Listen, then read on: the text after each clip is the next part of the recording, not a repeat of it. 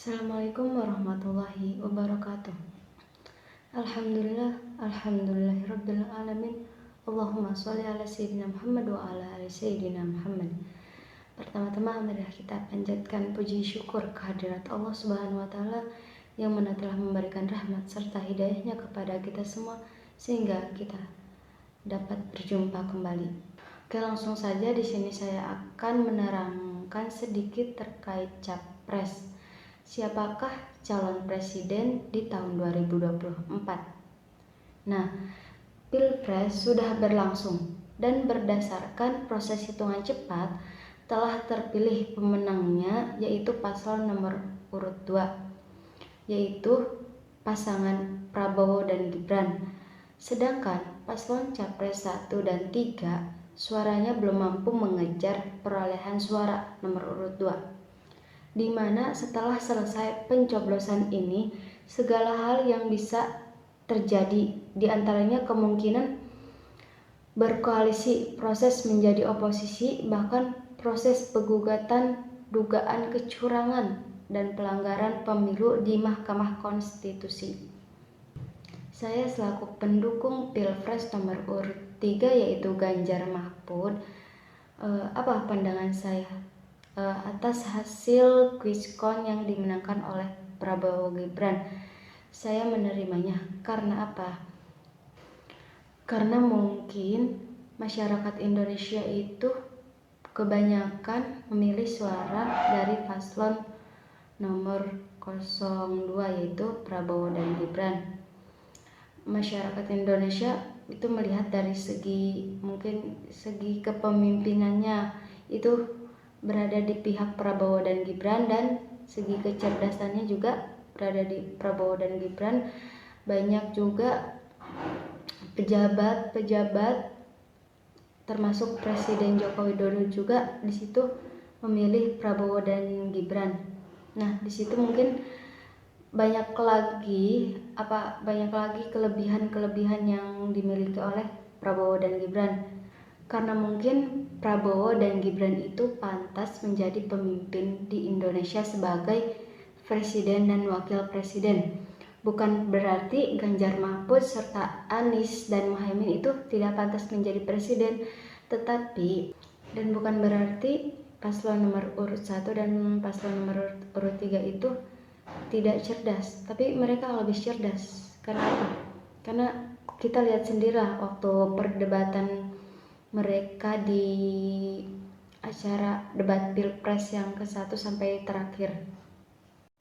Dan pada tanggal 14 Februari 2024 di situ semua warga Indonesia tuh mencoblos atau pemungutan suara yang mana mereka memilih presiden yang layak untuk menjadi pemimpin di Indonesia.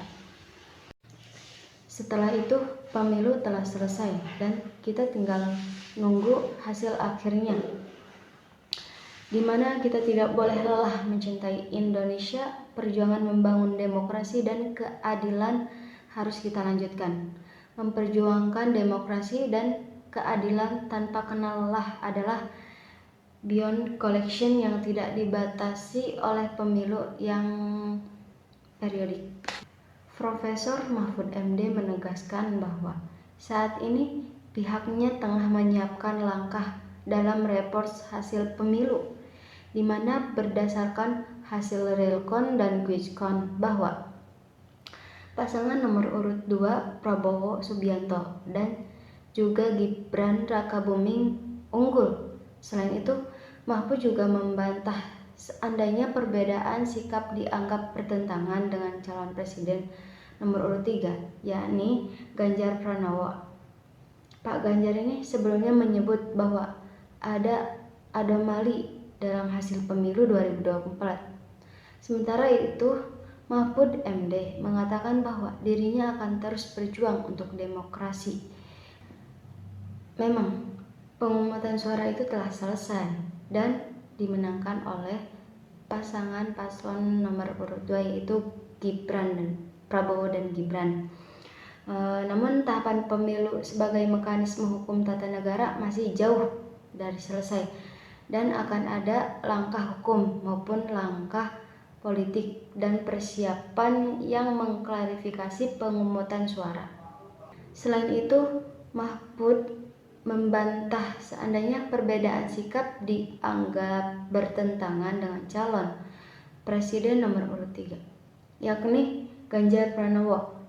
Pak Ganjar ini sebelumnya menyebut bahwa ada anomali dalam hasil pemilu 2024. Sementara itu, Mahfud MD mengatakan bahwa dirinya akan terus berjuang untuk demokrasi. Mahfud pun menekankan bahwa pemilu 2024 ini belum selesai, serta masih akan ada langkah politik dan hukum untuk memperjuangkan demokrasi dan keadilan di Indonesia ini. Nah, tetapi di sini pemerintah masih mengklarifikasi dengan adanya langkah hukum maupun langkah politik yang telah dipersiapkan untuk apakah benar pernyataan hasil relkon dan quiskon ini, apakah tidak ada kecurangan.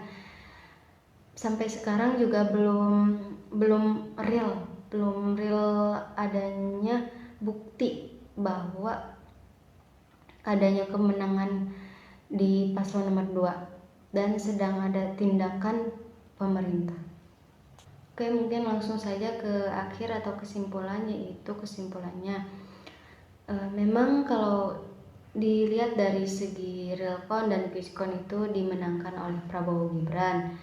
Akan tetapi di situ pemerintah ada yang mengatakan bahwa terdapat kekeliruan atau kejanggalan yang mana ada kecurangan terhadap pasangan nomor urut 2 yaitu Prabowo dan Gibran.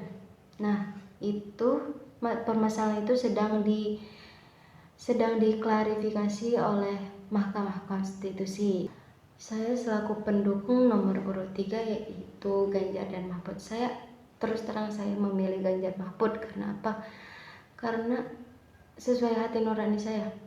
Karena saya melihat mereka itu cocok menjadi pemimpin.